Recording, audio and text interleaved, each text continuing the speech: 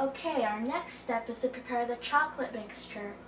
Now, this chocolate mixture does not use cocoa. It uses melted chocolate, making the cake more moist. And I'm going to mix everything in a small saucepan like this. Some people like to use a double broiler, but I suggest not, because double broilers focus on wet heat. And if any bit of that steam gets into the chocolate, it will seize the chocolate, and it's almost impossible to keep the heat even. That's why a saucepan focuses on dry heat, and that's the right way to go. Start by preheating your saucepan to low heat. Always use low heat to melt chocolate so it doesn't break, so it doesn't burn. Now I have 4 ounces of semi-sweet baker's chocolate, and I'm just going to break these.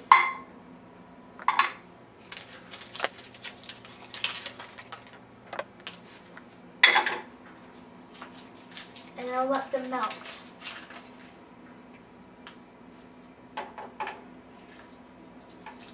These come in 1 ounce bars.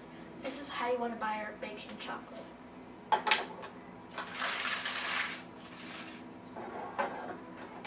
It's already starting to melt. It melts that quickly. Chocolate melts about 84 degrees, so it doesn't take very long to melt.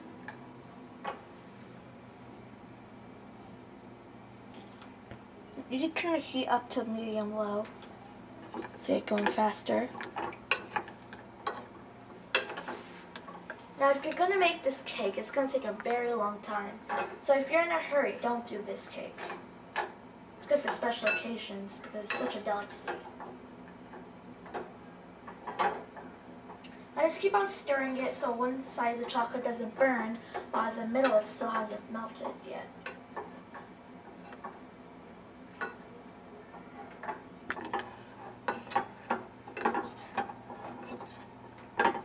Chocolate melts, it's going to become a little lighter color and has a beautiful shine to it. That's what I love about melting chocolate. It's very beautiful and smooth. Unless you add any water, which will seize it.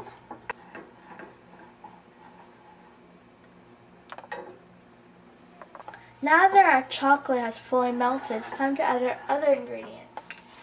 Add about a cup of brown sugar. And just let that mix in. Pick it apart a little bit.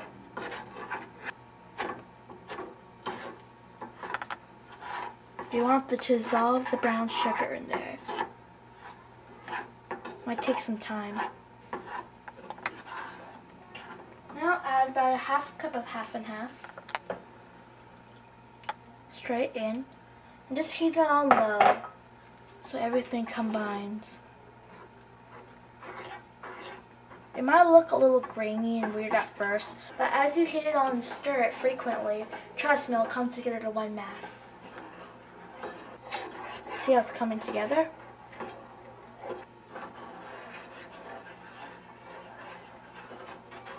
And you want to stir until everything's combined. Now it looks like everything's combined, so now we're going to take it off the heat. Once it's off the heat, we're going to quickly stir in 1 egg yolk.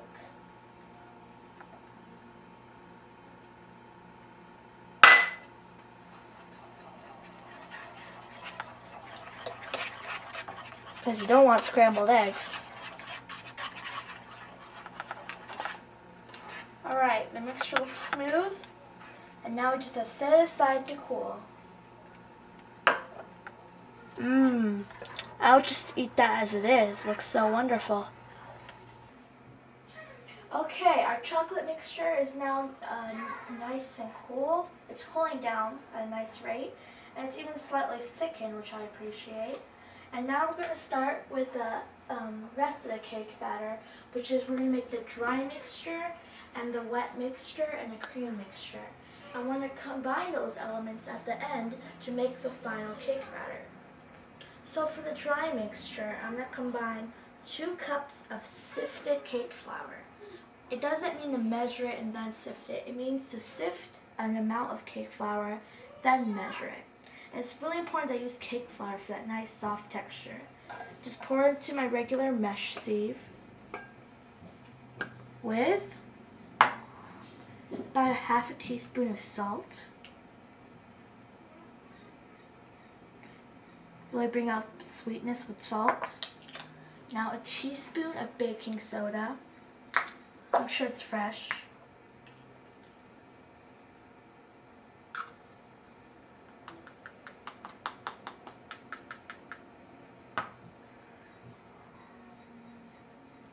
And a teaspoon of baking powder to help it rise.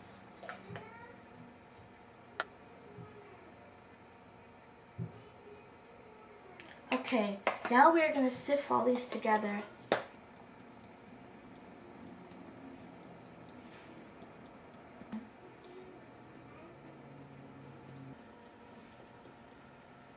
And it might look like it's snowing down there. It's going to build up in a mound. Very important to sift it. Sifting it aerates the flour, producing a lighter cake. So in many cake recipes, they say sift the flour. We're almost done. Now, if at the end there's a little lumps remaining in the sieve, like these, press them through a little bit, and they'll just go through wonderfully. Now, we're gonna use our creamed mixture, which starts off with 2 sticks or 1 cup of softened unsalted butter. Get my mixer over here. And we are going to cream that with 2 cups of granulated sugar. Okay, now you want to start by beating your butter until it's nice and creamy, which is going to be easier to incorporate the sugar. So we're going to get on low.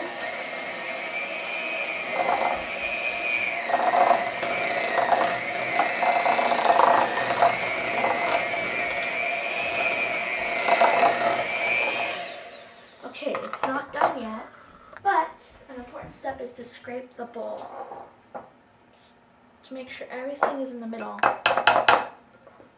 We're basically whipping the butter, and it's much easier to mix. Okay, now we're going to continue beating this for a minute.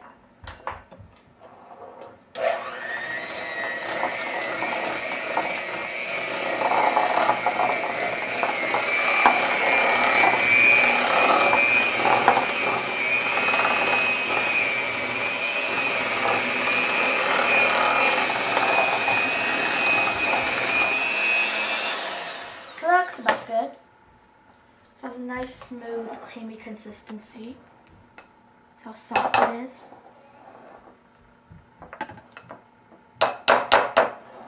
Rubber scrapers are a great thing to have in the kitchen. Really help. And now we're gonna slowly add the sugar in a steady stream.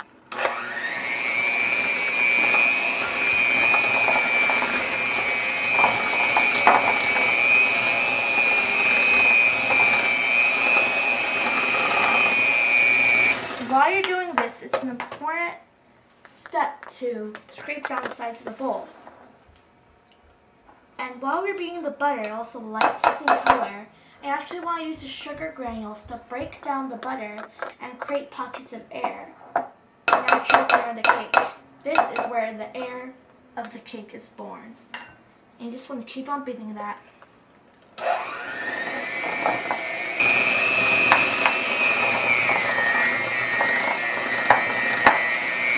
Speed up to medium.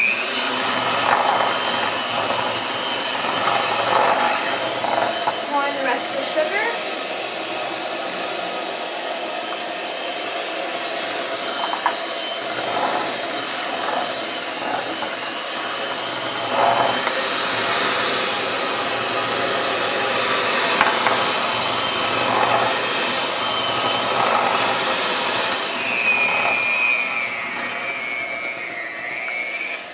Okay, now I'm going to scrape the bowl, and I'm going to be about 2 to 3 minutes on medium.